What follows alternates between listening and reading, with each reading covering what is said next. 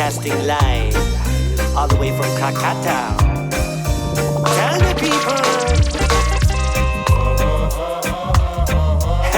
So this album, it took you 3 years to complete. 3.5 years. 3.5 years. Yeah, a long time, man. What's the average duration for most of your other albums? 6 to 8 months. Okay. 6 to 8 months. I usually just be like, I turn the studio into my cave.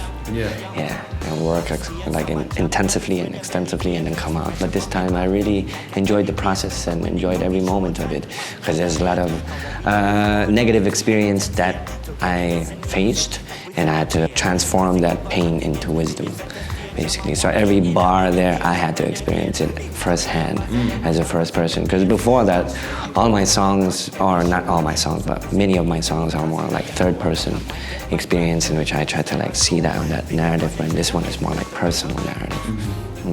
Yeah, man. Okay, I can see that. Prettiest of roses, after sharpest star, out in the wild, wild, wild. Now check it. Yeah.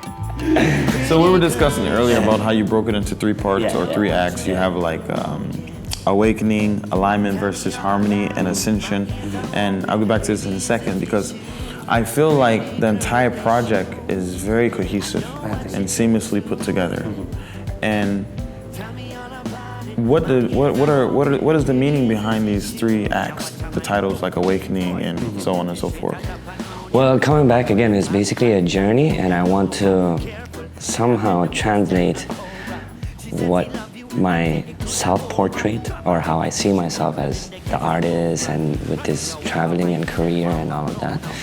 I want to translate that just like a movie, but into word and sound. So I felt like, oh, okay, there's actually a first act, there's a second act, and actually the final act. So it just came natural at the end, just pieces and pieces, and like, oh, mashallah, I finally tells definitely a journey. So basically, if the audience or the listener, when they listen to it, it feels like hopefully they would grow with me also in the album. So yeah.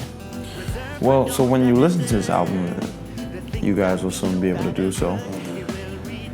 It seems like it's just so cohesive. It seems as if it's almost just one play. I was able, of course, not all albums, but I was able to listen to it from beginning to end. So, can you imagine yourself like piecing together like a full feature film with this album as the basis? I guess. I think so.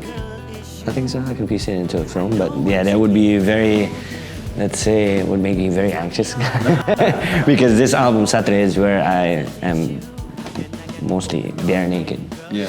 A lot of vulnerable, extremely vulnerable sides, like in the romantic, the romance department, me losing my father and all of that, and those are pretty much feelings that are very unsettling and quite uncomfortable, zones that I really delved into. But again, that's why it goes back to this concept and this idea that you just literally laid out an autobiography over beats and into grooves, and it's called Satryo. I dig that. Second act, King and Goddesses. What inspired this track? King and Goddess. Well, the alignment versus disharmony, that's act 2, right? That is more focused on love. It's more like raising the question, like what is love, and also re-evaluating what I see love is. And there are some ideal values that I see for love, but there are some things you try to practice it, but it just doesn't happen, And King and Goddess is mostly how I view love with a relationship, and that was very personal also, because I was in a relationship with this woman, and that really came about. It's like boys want to lay with you while a real man wants to stay with you. That I'm not playing around. So yeah, and I love the last line where I said, I wonder why a goddess like you is with me. Maybe I too am a God. So those kind of things. So yeah, but then afterwards, it continues on to the heartbreak, the PGI, pretty girl issues, and that was very personal also. And I did like voicing these tunes. This is pretty much almost like method acting. I remember with like pretty girl issues, like I was in Berlin, and I was like, yo, give me a moment. I want to like go to my small corner and stalk my ex-girlfriend. So I like really had to be like in that emotion and feeling. Yeah. So yeah. What are some common pretty girl issues just for the general public? Common pretty girl issues. All right. All the women are gonna crucify us. They're gonna crucify us. well, right now it seems like in the standard of society, some women are maybe pressurized to look beautiful on the outside instead of the inside. I see it that way. I think they're more like pressurized of like, I gotta look beautiful, beautiful, beautiful, beautiful, instead of doing the quote unquote self-work. I mean, what do you think when you hear like pretty girl issues, the title itself, and when you heard the tune? Yeah, I just think it goes to this whole concept of living up to society's standards. And those standards vary depending on where you are in the world.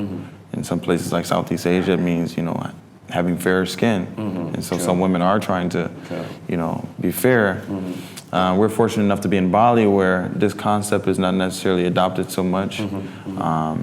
And you can find a lot of the women in this area do prefer to have darker skin, right? Unfortunately. Yeah, it can go into other forms of body shaming where people are talking about being overweight, obesity, or being too skinny. I think women just have it rough in general. Oh, definitely. But it's unfortunate for the ones who actually fall into that trap of feeling like they have to be living up to those standards.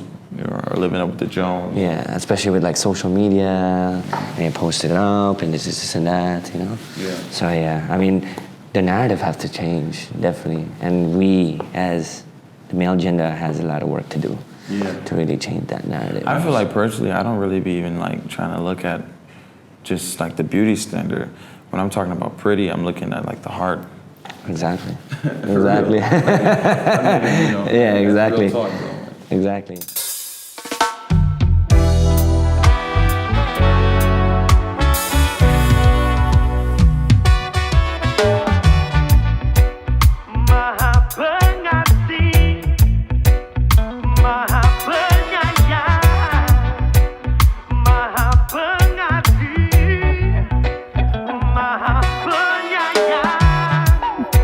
Sesungguhnya tiada beban yang diberatkan padamu di luar kemampuan hingga kau rasa tak sanggup. Lalu kenapa kau merasa dilibas sepi, merasa sendiri, semua telah pergi. Lihat ke dalam Sang Maha Kasih lebih dekat dari urat nadi. Yang Wadud, Sang Maha Kasih hembuskan cinta dalam rahimnya. Kau tinggikan namaku,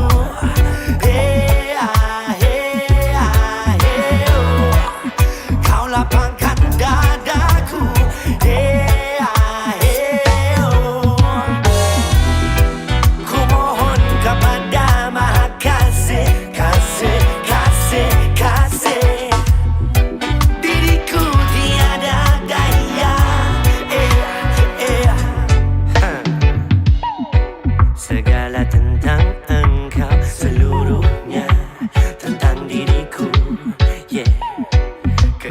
sejati yang ku rindu di dalam sanubari.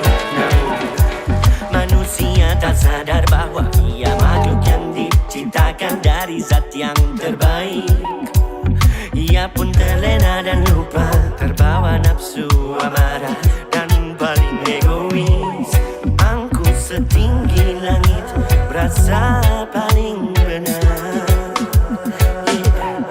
Paling pintar, andai lebih pintar merasa cinta kasih di atas segalanya.